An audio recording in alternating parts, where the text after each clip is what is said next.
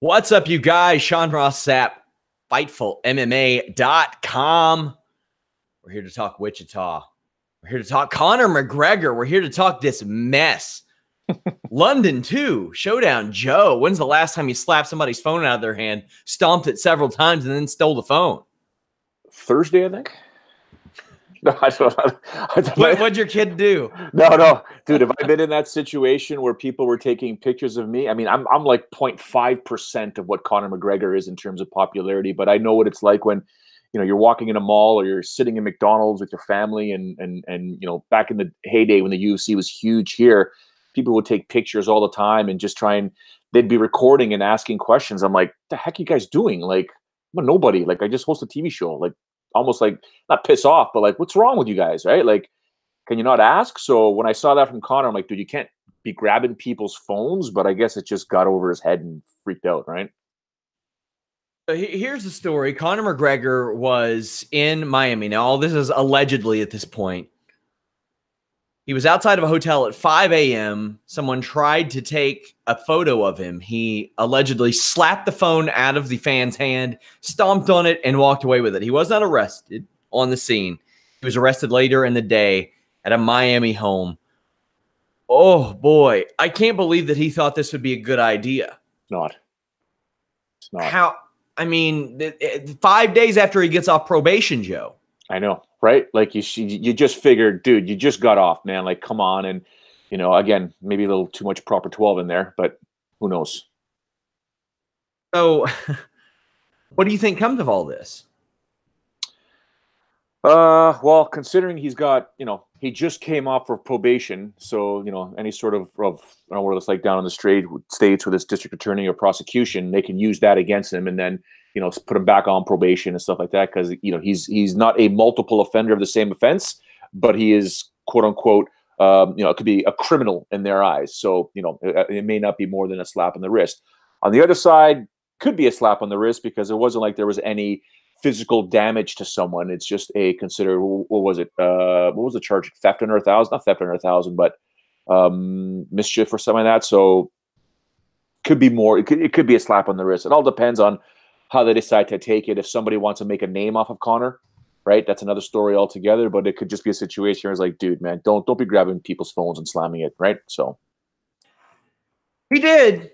He sure did. Well, allegedly he did. Caught on surveillance camera, allegedly. Mm-hmm. Which, I mean, it's everywhere. I watch a show every week on the Investigation Discovery channel, and it's literally people getting caught on camera doing crimes. It's just amazing. Does this keep him out of the cage even longer? No, I don't think it does. I think when Conor decides to return to action, he will be welcomed with open arms by the UFC, and no one's really going to prevent him. And I don't think the UFC is going to be holding an event in Florida anytime soon. Not that I'm aware of. I mean, could be on their schedule. I haven't really checked recently, but if the altercation or if the situation took place in the state of Florida, I don't think he has anything to worry about, considering that, Conor McGregor is going to be headlining shows in the likes of Las Vegas or in Ireland or big countries in terms that would get massive seats sold, right? So I don't think it's going to impact him at all. So the rumor is that Conor McGregor wouldn't accept a fight with Donald Cerrone because it wasn't a main event. First off, I'm wondering, what's the UFC thinking not trying to schedule that as a main event, Joe? I don't even know if I believe that, to be honest with you. I mean, I don't care how pissed off you may be at Conor McGregor or you think his stock value has dropped. He is a main event, and that's no ifs, ands, or buts. So I don't know if I would believe Dana White or anyone that's involved with the UFC would not make that a main event. It would be shocking if that was the case. So I don't know if that's actually the truth coming out from that side of the argument. We also had UFC Wichita this weekend. Junior Dos Santos crippling Derrick Lewis with a spinning back kick. And what we almost saw, Joe, was a Scott Smith-Pete Sells situation. Yeah. I had just these images of Scott Smith and Pete Sell where, was it Smith that was doubled over? Yes. Smith was doubled over. Sell ran at him.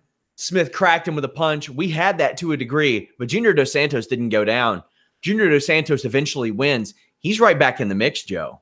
Yeah, well, I think the saving grace with that was that Junior threw a kick, and Derrick Lewis had to go through the legs to connect him in the jaw, and he's still connected to the jaw. But, oh, man, that was an absolutely incredible scene to behold. Kudos to Derrick Lewis, who's got all kinds of heart. I mean, I read all the reports that he went in there with a torn ACL, MCL, meniscus, and all that stuff there, which is hard to believe because if all that happens to somebody's knee, they shouldn't be able to walk. So it's interesting. But Junior Dos Santos in general, that stalking performance, how he always stays away, keeps out of range. And like you said, he puts himself back into the mix, wants Francis Ngannou next. I mean, I don't know. It's hard to say because it is the heavyweight division and guys having a resurgence in their career. I think it's much easier at heavyweight than in any other division. But yeah, I mean, we've all got our eyes on him now. We want to see him fight the guys in the top 5, top 3. So good for him. It makes me happy. And it always brings it right back, Joe. It's never over till it's over in the heavyweight division, either in the cage or from a career perspective. At this point, I didn't necessarily think Junior Dos Santos was going to go on another run. And I can't believe I wrote that guy off. Not to an extreme degree, not like where I would say Mayhem Miller will never be in a world title fight. Not quite like that, but I thought Junior Dos Santos probably not getting back to that mountaintop. Now he's won 4 of his last 5. Last year we saw him fight 2 times in a year. Incredibly uncharacteristic. But after this fight, Joe, he said, get me back in that cage. I want to do it. I want to stay active. I appreciate that. And now, because Stipe Miocic won't fight, hasn't fought, whatever the deal is, you have a log jam. You could run that fight back. You could do it a third time. But, man, I think you need fresh matchups in this heavyweight division. I don't want to see Miocic and Dos Santos going at it again, not when they're both contenders still. What do you see next for Dos Santos? I'd like to see that Francis Ngannou fight. I don't think that Stipe Miocic fight's going to happen, and I don't agree anymore that Stipe Miocic belongs at number 1 on the UFC rankings, right? I mean, he hasn't fought since he lost the title, right? Can't be up there. Need to start dropping down. You need to compete to remain in the rankings or at a certain position. If you don't compete within 3 months, 6 months, 8 months, a year, you should start dropping down the rankings. So I would like to see a number 1 contender situation. I know Francis Ngannou did fight for the title, but I'd like to see a number 1 contender fight between Junior and Francis to determine who gets the next crack at Daniel Cormier. Although Francis kind of, based on his performance recently. But yeah, and I know, Junior's not happy with the whole Daniel Cormier taking on Brock Lesnar scenario, and he's got every right to say that. He wants the title shot, right? So it's an interesting dynamic how this heavyweight division is playing out, and the pieces involved, especially with Daniel holding the title. What's next for him? What does he want to do? Because he's sort of holding it up as well. He's injured. He's injured as well, right? Yes. Yeah. So that's another thing to consider. But something has to happen with these belts, right? Something has to happen. These belts have to be defended. So something needs to basically take place. And I'd like to see Junior some way, somehow get one more fight in, another win, and get a shot at the title he once held. I'm with you. I think one more fight, like a headliner on ESPN, sounds like a good idea. Or throw the guy on a co-main event of a pay-per-view. Here's a fun fact, Joe. He has not won a pay-per-view fight since May of 2013. Oh, wow. Against Mark Hunt. Wow.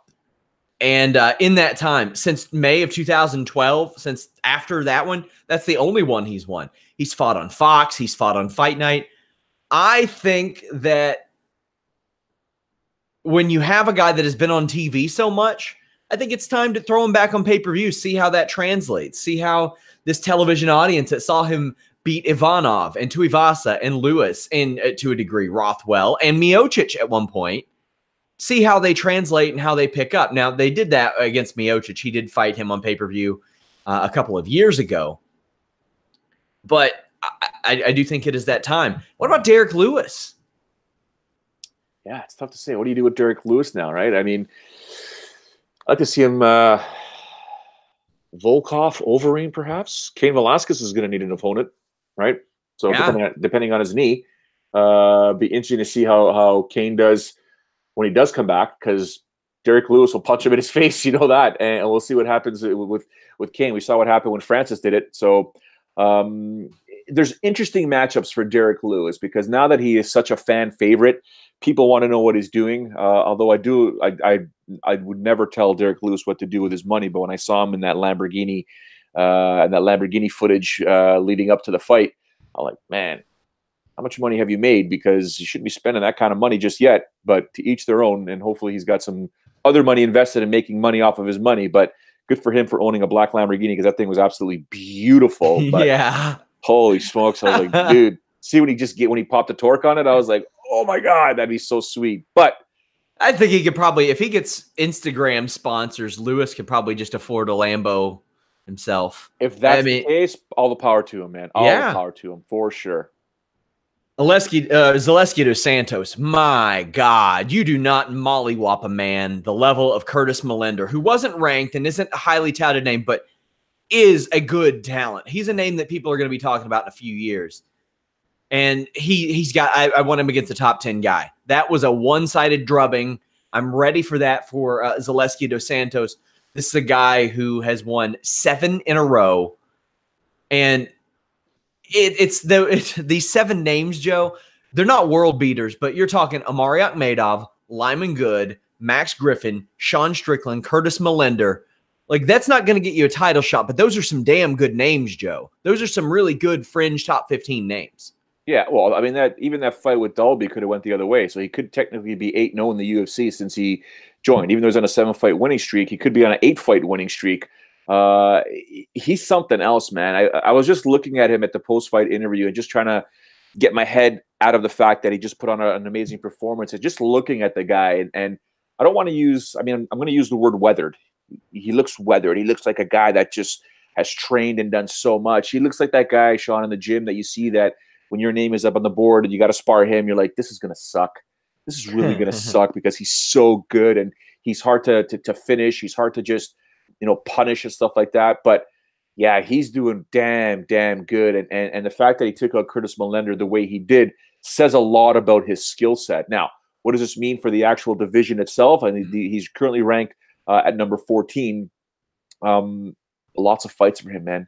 Lots of fight for him. I mean, world of opportunity. Yeah. I mean, you go up and down that list, and you probably can do a cutoff at Robbie Lawler, even Damian Maia, and you got your Leon Edwards, your Masvidal, your Magny, and your Gunnar Nelson. Now, fighting a Gunnar Nelson means you're only moving up one spot if you beat him, potentially, right? Even Neil Magny, I think he takes out Neil Magny, to be honest with you.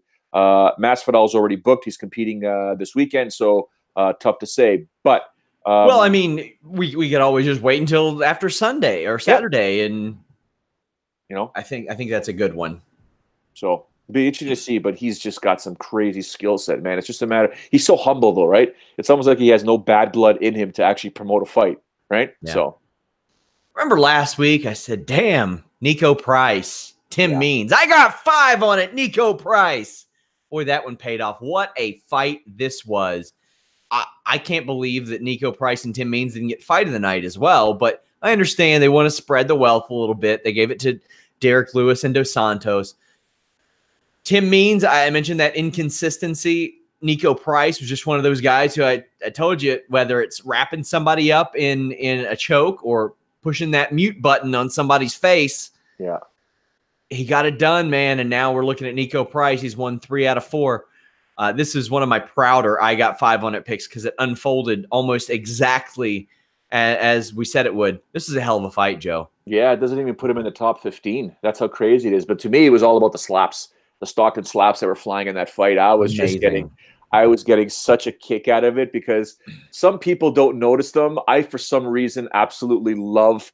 I don't know why. I don't know if it's watching Pancrase back in the day and open hand strikes, but guys wearing gloves, throwing combinations, and some way, somehow landing slaps to the face. It's almost like an insult, but it's so funny and cool to see that I actually got some good enjoyment out of it. And Tim was landing them, right? Tim was doing good and just folded, man. He just completely folded when he took that shot and which ended and good on Nico Price, but because he was getting, in the words of Sean Ross Sapp, mollywop there for a bit. Yeah. And man, what a comeback. And to do it, with 10 seconds left in the round is something else. There were a couple of rather close fights on this show. You had the returning Ben Rothwell dropping a unanimous decision to Blagoy Ivanov, and then Yana Kunitskaya over Marion Renault. Some points of contention in these two decisions. What did you think of them? Kunitskaya beating Renault and Ivanov beating Rothwell. I mean, I think Renault won that fight, to be honest with you. We're in the minority. Really? What are the what's that site that judges the site, whatever you call it? MMAdecisions.com. Love that website. It is a miraculous resource. Apologies to them for me not remembering the name. Sorry, go ahead. Yeah, 66% of media has it for Kunitskaya. 58% of fans had it for Kunitskaya. Only 31% had it for Renault, and then 9.8 had it at a draw. But I thought Renault had it. I really did. I did. What did they say about the Rothwell fight? Let me take a gander here.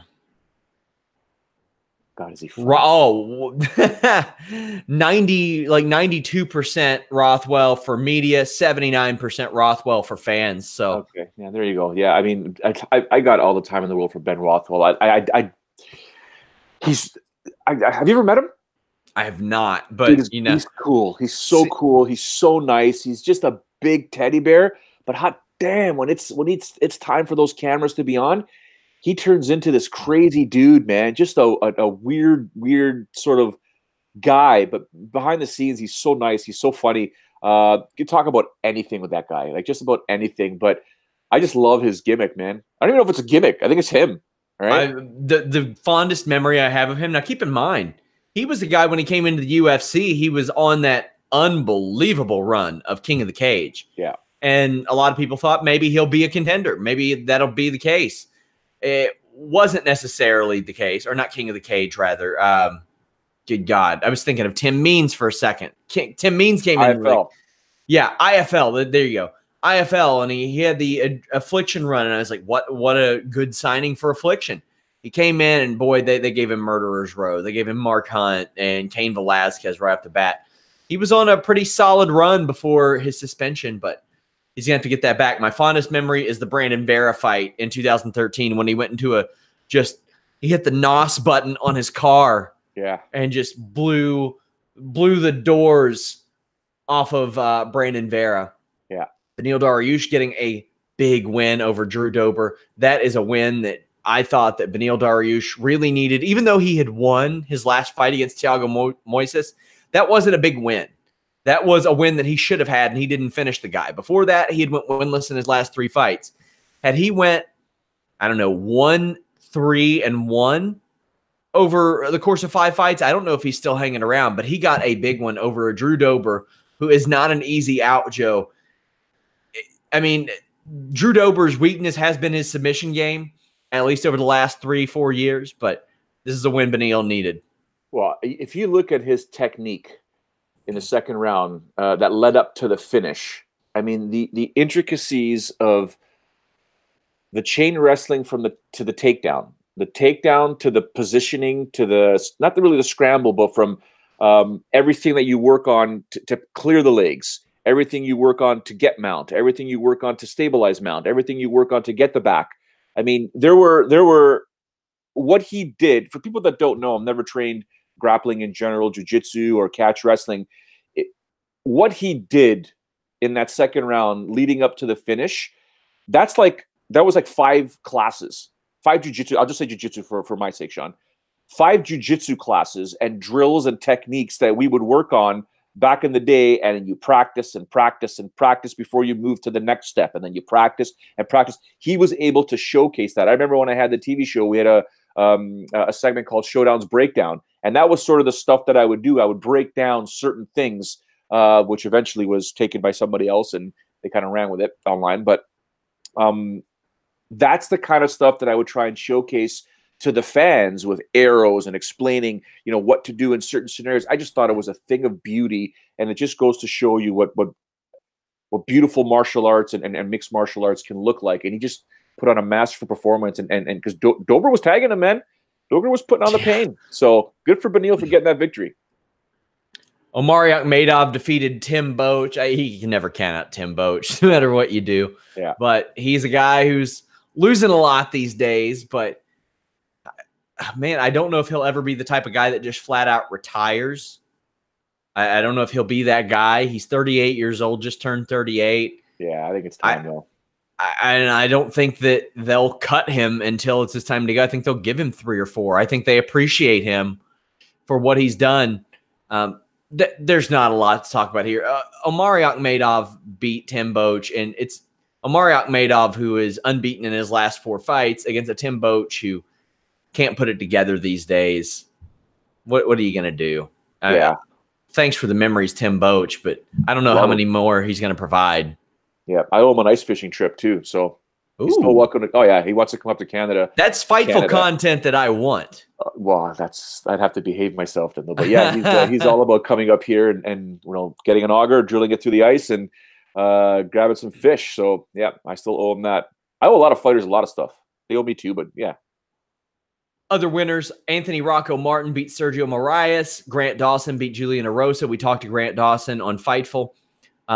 Alex White defeated Dan Moret, all by decision. Any of those stand out to you? I thought that the Morono finish was fun. Yeah, did you mention Maurice Green and Jeff Hughes? Not yet. Okay. Yeah, the Morono fight. I didn't think Zach Otto was going to be finishing the first round, man. You know what I'm saying? But yeah, Alex Morono is an absolute monster. Let's just say that. But yeah, I feel bad. Did you mention Smolka? Nope, that was a finish too that I wanted to talk about. Smolka came back into the UFC on a tear. Yeah. Got stopped by Matt Schnell. This one was at bantamweight too, and now you got Matt Schnell quietly winning 3 fights in a row, including his bantamweight debut. Yeah. Looked very good. Very impressive. I was very impressed. I mean, he's just, I did you get a sense that Smolka was, not overwhelmed, but was like, what the hell just happened to me? And then bang, it's over? Yep. Okay. I thought it was just me. Cool. Now, let me just pat myself on the back because I told you I got 5 on it. Maurice Green, don't think he won that fight necessarily. A little bit conflicted there. 81% of fans, about 75% of media had it for Jeff Hughes, who broadcast his love of WCW and New Japan Pro Wrestling here on Fightful. I always like that. How did you think of that? UFC likes Jeff Hughes. I know that for sure. But Maurice Green picks up a real big win. This was a rematch too. Yeah, they already did 5 rounds before, right? So so every so often, maybe 1 out of every 500 fights, I look at a fight and say to myself, you know what? This is a draw. Like, let it go. This is stupid. And I started thinking to myself how much I dislike the 10-point must system. I think it's absolutely dumb. I know it's a sport sometimes. Okay, let me be careful how I word this. It's a sport. Okay, so it's not a fight, but it is a fight. I like to see it, the way it's done in Japan. You judge it based on at the very end of a fight. Like, if you and I are strolling the streets of Toronto when you're here and we decide to hit a pub or whatever with Jimmy Van and we're walking the streets and a fight breaks out, right? You and I go into like, okay, let's take a look at the technique here. What if this fight goes like 7 minutes long and one guy beats the crap out of the first guy? Somehow they get separated. They go back at it. The second guy beats the crap out of the first guy. They get separated, and then they fight. They tangle a third time, and one of those guys gets the best of the other one. Right? It's like it's who won the fight? Right? Who won the fight? We're not going to score in the 10-point must system. So I look at some of these fights sometimes, and I think to myself, why are we scoring it by round? Let's just let them fight. At the very end, who won the fight? Who's the last guy standing? Who's the last guy about to go out or girl? Right? Because if you kick the crap out of somebody for the first 5 minutes, but in the last 5 minutes or 2 minutes, you're about to go out and it's a fight, you're about to lose. You lost a fight. Yes. Do you think we'll see them run this one back? Because I doubt it. Not unless these guys are going to be put on opposite sides of the proverbial bracket moving forward. Yeah. It'll be a long time before we see these two guys. The only way they'll meet, I think, will be if they're in the upper echelon of the division, and they've got skills to get up there. Let's not kid ourselves. Both these guys have skills to move up in this division. It won't be easy, but I cannot see them meeting in the UFC for a very long time. Not until they get towards the upper echelon division, should they get there, or once again on the regional circuit on the downtail of their careers. We have some news to talk about. Well, before we get into that, Junior Dos Santos wants Francis Ngannou next. Ngannou seems down. Boy, am I as well.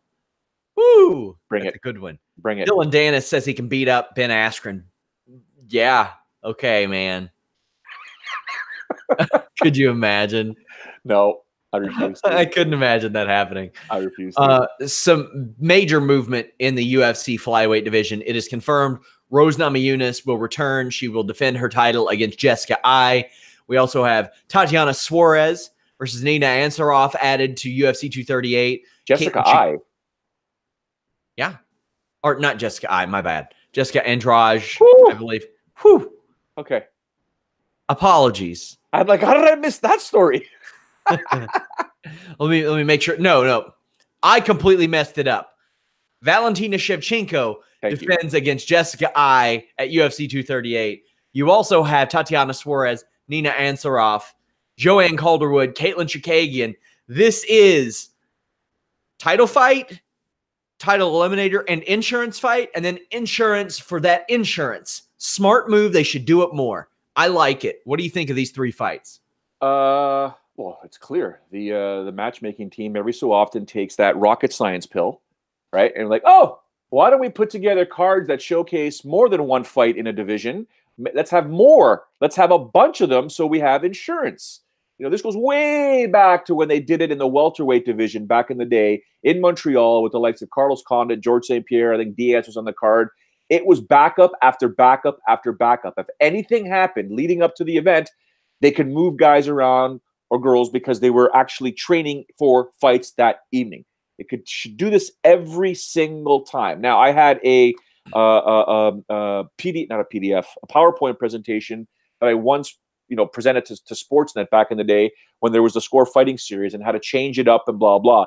And they were blown away by it, and they wanted a copy of it, and I said no, non-disclosure agreement, sign here. I own the rights to this, and it basically, I mean, I can't give it all away, but in essence, it was showcasing weight classes per event. 2 to 3 weight classes maximum per event every 6 weeks. It just makes sense, right? It just makes sense instead of again, it goes back to the whole conversation. There's too many fighters on this damn roster, and we don't know who's fighting who anymore and what relevance they have. These fights make sense. You keep doing stuff like this, fans will continue to tune in because they mean something. I mean, they had that UFC heavyweights card that was a major success. Yeah. Stephen Struve and LeVar Johnson. I remember that armbar. Yeah. I mean, the Roy Nelson knockout, the Cain Velasquez drubbing.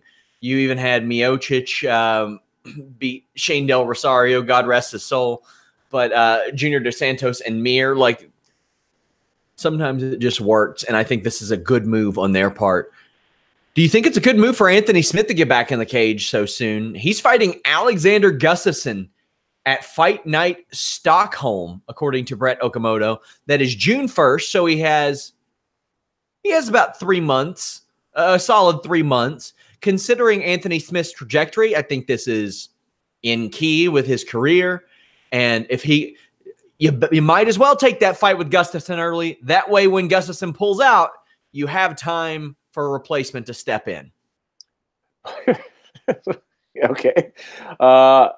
To answer the question, is it, should he be fighting? Is it good for him to be fighting after coming off that loss to John Jones? And normally I would say no, because, he got beat, right? Provided he's medically cleared to fight, then my answer is yes, because it does offer him the opportunity to put in a training camp, recover a little bit, right? I think you need, for your first 3 days in general, Faraz Zahabi and I used to talk about this all the time. Your first 2 or 3 days is just to reset your electrical system in your body, right? Just shut it down. If you got to go on vacation, do nothing, right? But just do that. And then work your way back into training and then get into your training camp. I think it's fantastic for Anthony Smith if all these perfect pieces fall into place. So I got no problem with that. And taking on a guy like Alexander Gustafsson, you get 2 guys in there, although we can say what we want about Alexander Gustafsson. We really never know.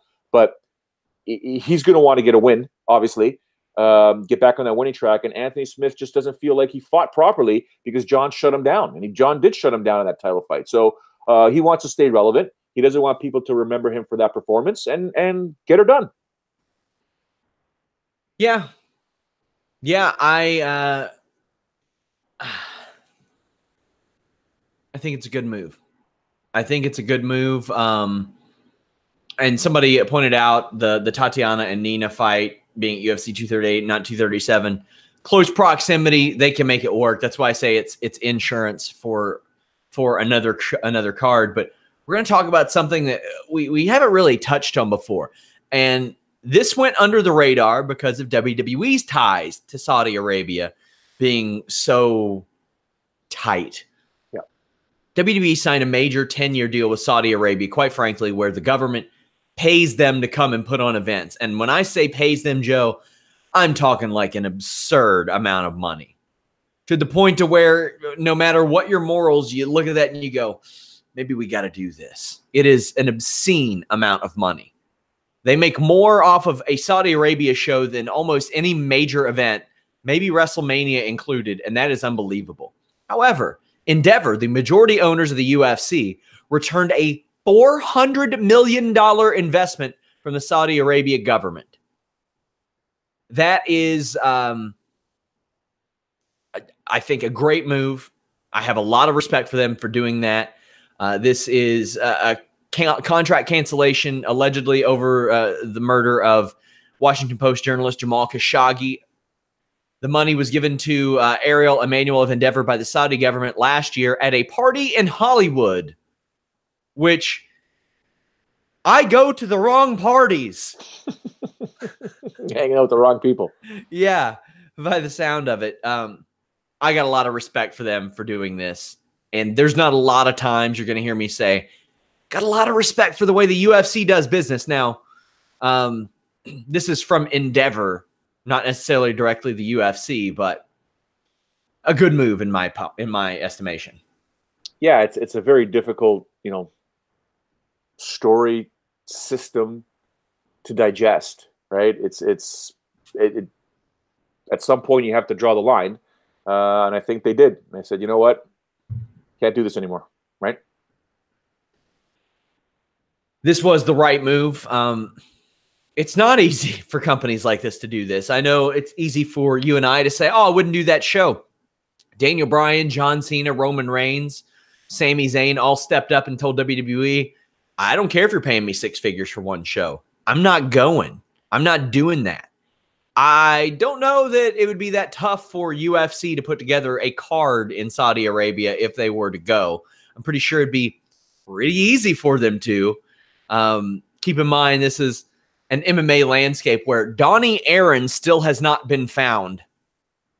They got Nick Baldwin off Twitter before they got Donnie Aaron. Did you see that? No. Nick Baldwin, who is a noted MMA journalist who's like 18, 19 years old and had been since he was like 14, 13. He ran a site called MMA Junior.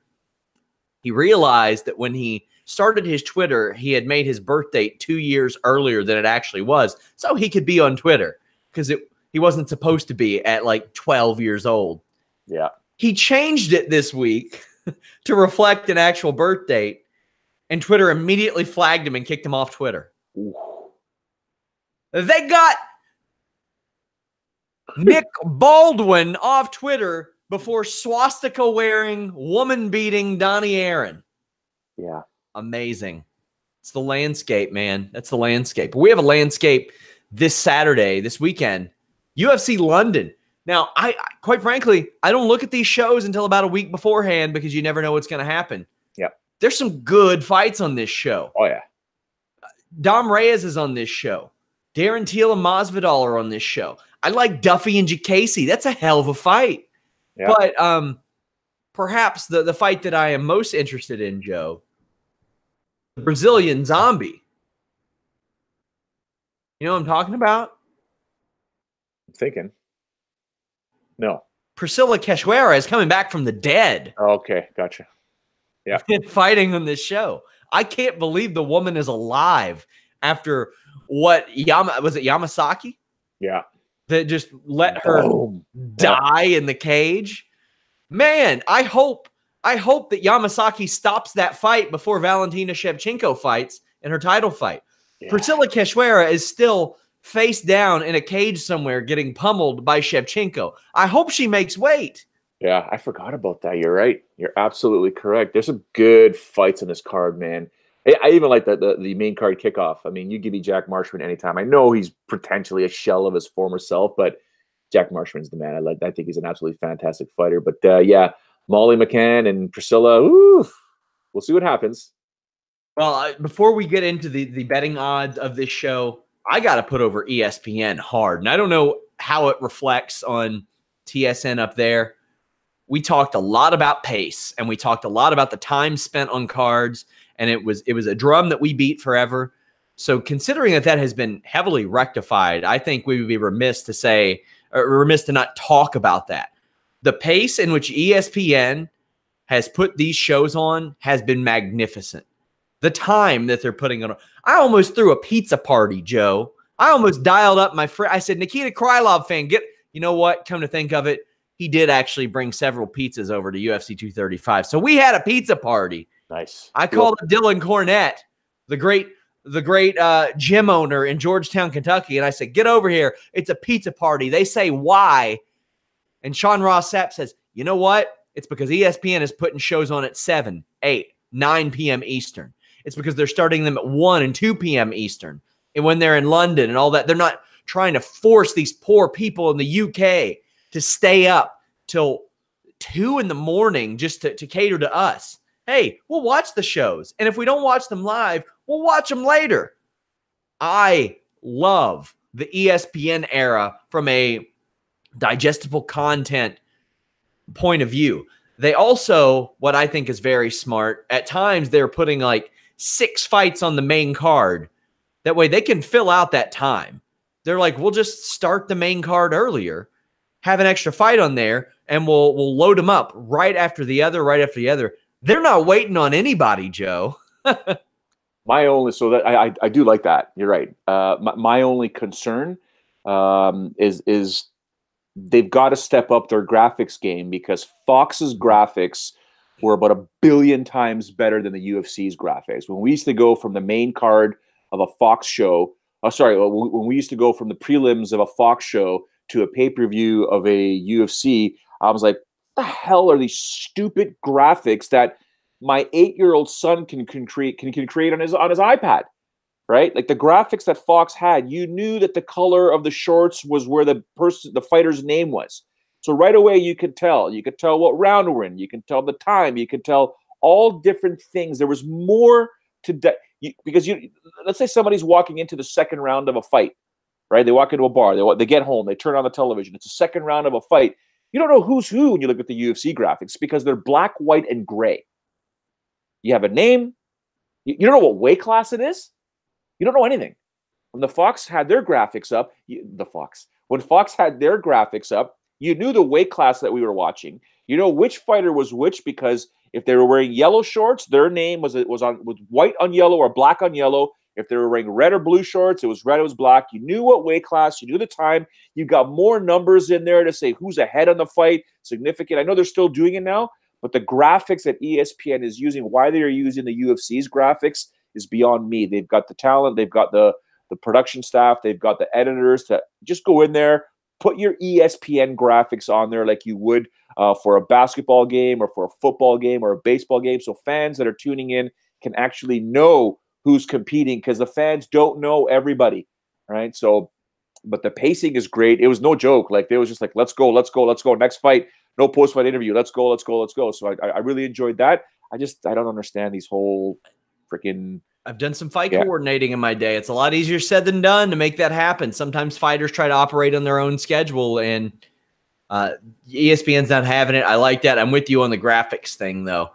We have UFC London this weekend, headlined by Teal and Masvidal, Edwards and Nelson on this show as well. Man, it's a good card. We're going to give you betting odds. I'll give you my I got 5 on it picks afterwards. 2 or 3 of those hit this weekend. Really, you only got to hit on one of them pretty much to make money. But starting at the bottom, Mike Grundy, a -165. Nad Narimani, a -190. You have Dan Ige, a -155 over Danny Henry, a +135. You have Ian Heinisch, a +115 against Tom Breeze, a -135. You have Nick Negamoreno, minus 185. Safarov, a plus 160. Those fights, there's nothing that really necessarily stands out to me here. You have any of those fights isn't going to make a dent in the division. None of them seem like any outstanding value or anything, but it's when you get above this, well, and not necessarily the bout order, there's some depth on this show. Not from a marquee name value perspective, Joe, but Duffy and Jacasey, I look at that and I'm like, how is that not on the main card of this show? Yeah, considering where it is too, right? Well, I shouldn't say that because Joseph Duffy's Irish. He's not English, but yeah, does have a name over in Europe. I mean, you mentioned 8 fighters with the exception of Tom Breeze. Maybe somebody would know who he is, but despite Dan Ige being a guy that fought for Titan back in the day, you mentioned 8 names that when you actually look at that, should they be competing in the UFC? Don't need 13 fights on this show. Okay, done. Right. So my heart's with Ige. Hope Ige wins that fight. But other than that, Joseph Duffy and Ducasey, I mean, that's a solid scrap right there. And my 5 on it could be on Ducasey in that fight, man. 4 of these fights could go with all 4 of those fights could have went. And I get it. A lot of people say, oh, well, keep in the venue longer. They buy money in concessions. People aren't showing up. You ever watch a UFC show? Nobody's there. Nobody's there until the main card. However, Duffy, a minus 220. Jacasey, a plus 180. I think there's some value on Jacasey to the point to where I'm probably going to put 5 on it just because he is a very, very dangerous striker. And he's lost 3 in a row, but a lot of people, they forget he came in that great run in Bama. He had a nice run starting out in the UFC. I do think that we've probably seen the end of Jacasey in the UFC for a while if he loses this fight. But then again, Bellator probably picks him up because they would love to have him in Bellator Europe. Yeah, hang on. They would. How much does he weigh? 155. That's Pitbull brother territory, my friend. Headlining Bellator UK. We also have Arnold Allen, a minus 150 over Jordan Rinaldi, a plus 130. Jack Marshman, a minus 165. John Phillips, a plus 145. And that goes into some of the fights on the main card, including Danny Roberts, a plus 130. Claudio Silva, a minus 150. Any of these guys you're looking forward to performing? Jack Marshman. Yeah. Jack Marshman. The Robert Silva fight's going to be nice as well. I think it's going to be fantastic, but those are all good scraps, man. Jack Marshman, the thing is, of late, I mean, he made his name on finishing fights and finishing fights almost everywhere. There were a few rarities, but generally, if you take him to the scorecards, you stand a chance. You're going to get a majority decision, a split decision, or you might beat him. I think that's the key right here. You got to drag him into the later rounds. Danny Roberts and Claudio Silva. When I look at Danny Roberts, I see a guy who, like Marshman, finished a lot of people, didn't in his last fight, went to a split decision, but it was a fight of the night. He's a guy that puts on exciting fights no matter what. And a guy like that is always dangerous. And especially when you see his last win, and you're like, okay, he can go to the scorecards, and he can do it in the UFC. He did it with Dom Steele before. He's not that single-layered type of guy that is knockout or nothing or anything of that nature. And Claudio Silva has quietly won 3 fights in a row as well in the UFC. So this is a very underrated fight. I'm probably going to go with Claudio Silva in this one. Jose Quinones, a plus 250. Nathaniel Wood, a minus 300. They like Nathaniel Wood an awful lot, and we do too at Fightful. He did an interview with James Lynch. Go check it out. That's quite the line. You're not going to see a ton of lines like that, but it's a line that I can't put 5 on. No, not that. I mean, Quinones comes from the Ultimate Fighter, right? But it's just one of those things. He's on a 4-fight win streak. Morales, Gomez, Rivas, and Ishihara. But we all know Ishihara was sort of the tail end, right? So it'll be a good scrap. I just don't think he emerges victorious, to be honest with you. Molly McCann, Priscilla Cachoeira. I don't know why this is listed so far up on the odds. Molly McCann, a minus 185. Cachoeira, a plus 160. Look at it this way. No matter what happens, it can't be worse than the Shevchenko fight. there was a slight talent gap when that fight took place. Oh yeah, I can't believe they booked that. That was woo. Molly McCann's probably winning this fight, by the way. Then we get 3 real good fights. Real good fights, Joe. Dom Reyes, a -265. Volkan Ozdemir at +225. Crazy. I'm going Reyes, but damn, do I have 5 on it. Yeah, man. Why not? Ozdemir at +225. This is going to be a rock'em sock'em, wreck'em brawl. I hope. And, you know, part of me wants to see the new contender in Reyes emerge. But, man, +225? A guy like Ozdemir who looks at you, and if he makes eye contact, you fall over and you go to sleep? Huh? How do you set that line? How does betting get that out of control? I know a lot of people are high on Reyes. That's exactly what it is, right? I'm high on Reyes too. But damn, man, what a line. Yeah. It's what have you done for me lately? What's the hot guy? Remember, a lot of these lines are generally set. The bookies aren't dumb. The bookies will set the lines, and hopefully there isn't much movement on them, and then hype will drive a line. Just go look at oftentimes a Manchester United or Manchester City. Any of these teams or fighters that have big fan bases, the lines will generally move, and the bookies are not stupid when they set them. So this is a situation where, and then they're always hype, right? So Dominic Reyes has a whole boatload of hype. Ozdemir, not so much, because he had that quick run and then, the title fight or whatever. And then it's just like, okay, is he that good? Was it a flash in the pan? Although it's not. So yeah, you got to put 5 on Ozdemir, even though if you believe Reyes is going to win, it's one thing, but can't tell me Ozdemir doesn't land one shot and change the game. Leon Edwards has won 6 in a row. He's beaten Donald Cerrone along the way. He's facing Gunnar Nelson. This could be a very boring fight. It could be. You're looking at it. Leon Edwards doesn't have a performance bonus since his 8-second knockout 4 years ago, but it is also a very high-level fight as well. Now, I'm not as in love with Gunnar Nelson as a lot of people, but the guy finishes fights for better or for worse. Outside of a couple of his decision losses, that's been his trend. Leon Edwards is real good. He's won 8 of his last 9. His one loss in that period, Kamaru Usman. His other loss in the UFC, how about that guy, Claudio Silva? Yeah. Who took 4 years off, or 3.5 years off, and didn't miss a beat when he came back. I mean, it's kind of wild. It almost made me forget that Claudio Silva took so much time off, but it also, I think, adds a little bit to the undercard, because now when Claudio Silva walks out to that cage, they can look at this and say, yeah, Leon Edwards, who's fighting tonight, got beat by this guy. Yeah. So that makes him seem more important. Who do you have winning this fight? Oh, can't go. I know Leon Edwards is.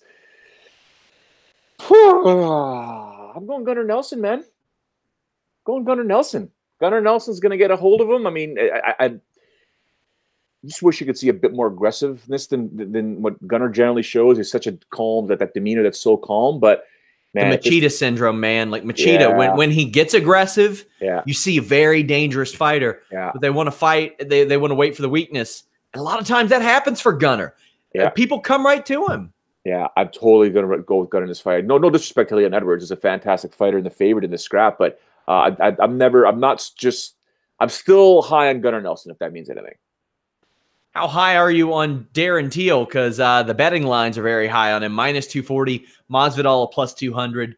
I believe that Darren Till. First off, I can't believe this is a main event. Yeah. All due respect to Masvidal, I love watching the guy fight. All that. He's lost 2 in a row. He's 3-4. He's never been in a UFC title fight. Love watching the man fight, though. But a little bit odd to have him on a couple of pay-per-views that he loses. He didn't headline the Fox card with Cerrone. I think he didn't headline. He was like 3rd from the top against Ellenberger. I don't know. I think the last time he main evented was in 2015 against Ben Henderson. He lost there as well. He's going to be at a very big size disadvantage here. Darren Till, who is, quite frankly, a middleweight, Yeah. is facing Masvidal, who was a lightweight, would be better suited at 165. I'm going Teal here. Yeah, you know what? It is sort of weird matchmaking, but I do like it only because, Masvidal is not going to back down. Masvidal's got that gimmick. He's just absolutely a gunslinger as is. And if you look at his last 2 fights, so first things first, Darren Till does take out Stephen Thompson. You can make the argument that fight could have went the other way, right? Stephen Thompson should have won that fight. So he's got the skill set to go 5 rounds with arguably the best technical striker in the division. Now, Masvidal did the same thing. He lost a unanimous decision to Stephen Thompson, but proved quite well that, arguably the best striker in the division can't knock him out. Then he goes, before that, he went the distance with Damian Maia, arguably the best submission fighter in the division, couldn't tap him out. So, Darren Till is going to have his work cut out for him, right? If he thinks he's going to finish off, when's the last time he's been finished? Masvidal hasn't been finished since when? I'm looking here. I'm looking. He technical submission, Toby Yamada, Bellator 5, May 2009. Was that the inverted triangle? Yeah. Wow. That's the last time he's been finished. Right? So when you put it like that, that tips me towards I got 5 on it territory, because if he can drag this to the scorecards, I'm sure his cardio is going to be better than Darren Till. Yeah, Darren's got to cut a lot of weight, man. It's a 5-round fight too. Right? Well, let's go ahead and I'll do my I got 5 on it picks for UFC London. Now, for those of you unaware, this is a betting flyers thing. I'm not a gambler, but I look at these and I've had a pretty high success rate on I got 5 on it picks. The rules, they got to be underdogs except in rare instances. If I see a line that is just too good to be true, that's when you put 5 on it. And maybe you meet some success. I see Mark Jacasey at plus 180. Do I think Joseph Duffy's going to beat him at minus 220? Probably. But Jacasey is very dangerous on the feet. And if he ends up playing his game, I could see him putting away Duffy. I think that is a dangerous line and an underrated line because Jacasey has a lot of talent if he can put it together. I look at Dom Reyes and Volkan Ozdemir. I'm probably picking Dom Reyes at minus 265, but I got 5 on Volkan Ozdemir at plus 225. As I mentioned on our full preview, Volkan Ozdemir is really good at just pressing that mute button on somebody's face and putting them to sleep. Barely connecting with like their earlobe puts people out when they fight Volkan Ozdemir. It's amazing. And I don't think that Dom Reyes is immune from that, quite frankly. Also, 200 on Masvidal, plus 200 on Masvidal. So I'm picking Teal to beat him, but as Showdown Joe mentioned, Masvidal has not been finished since an inverted triangle in Bellator. Beyond that, he hadn't been finished. It hasn't been finished in over a decade via strikes. I don't get the feeling that Darren Teal's going to whip out the inverted triangle standing on Masvidal. If Masvidal can drag this to the scorecards, I think there is some value there. I got 5 on it. Joe, you got a new gig. I did. Tell us about it. I am the in-stadium voice, official in-stadium voice for York 9 FC. For those that don't know for those that don't know how soccer generally works, because we're very North American in terms of the leagues that we look at. Now, Toronto FC, Vancouver, Montreal, they are not part of a Canadian league. They are part of an American league. Right? The MLS is technically an American league. So Toronto, Vancouver, Montreal are part of an American league. Canada now has been granted its own domestic league. And if you know anything about soccer, the development of talent and just soccer in general, you need a domestic league to build talent. Now, with Toronto already having a team in a we'll call it North American League if you want, but an American league, Toronto FC, they needed a second team in our area, just above Toronto. Sean is we all know it's called the GTA, Greater Toronto Area, but above Toronto, right? It's like a little, almost like a mini horseshoe. It's called York Region, and York Region is where I live, and it's made up of about 9 municipalities. Hence the term York 9. It took the 9 different municipalities and put them all together to start building a team. And if you know in soccer in general, what generally happens, because it's such a massive sport. For example, we have the NHL in hockey. We have Major League Baseball, right? Those are predominantly North American leagues. the best of the world come there. Soccer's completely different. Soccer, there's so much depth in soccer that Italy, England, Germany, Ireland, Spain, they all have their own domestic leagues with high caliber teams and high caliber players, right? Brazil, whatever. So now with Canada having their own domestic league and having the teams in there, you start building up the talent pathway. For example, I coach in Stouffville. My players now will one day have a path to potentially play for York 9 FC. Worked with somebody at Sportsnet back in the day who became their content marketing guy, called me up. We spoke about a few different things, and they said, listen, man, we want your voice to be part of the home games. You introduce the lineups, home team, away team, every single goal, yellow card, red card. Here's your emergency exits and stuff like that. So I will be at every single York 9 FC home game this year, and I'm proud and honored. There's more information coming out with that shortly. I am falling more in love with soccer each year. Cincinnati got an MLS team, which makes me very happy, and our area has supported it greatly. I wish it was around when I was younger. I remember the first time that I played soccer. Me and some of my friends, they were like, "Oh, we're gonna go play soccer with these girls." Well, we didn't realize they had went to a Catholic school and it was a way of life to play soccer. And they mopped the floor with us. It is a special kind of cardio. It is something that anybody in any financial bracket can play. It is truly a world sport, and I'm happy for you, Joe. That is awesome news. And I mean, it's the Brock Lesnar schedule already. So. You know what? I should check. I think all their home games are Wednesdays and Saturdays, so we're good. Well, maybe we have some schedule shuffling on Fightful. We're going to figure everything out, but man, we're happy for you, Joe. Guys, leave us a thumbs up. We are on podcast platforms everywhere. Subscribe here on YouTube, but visit FightfulMMA.com. Leave us a little comment on the stories. Make Jimmy Van happy. Until next time, we're out.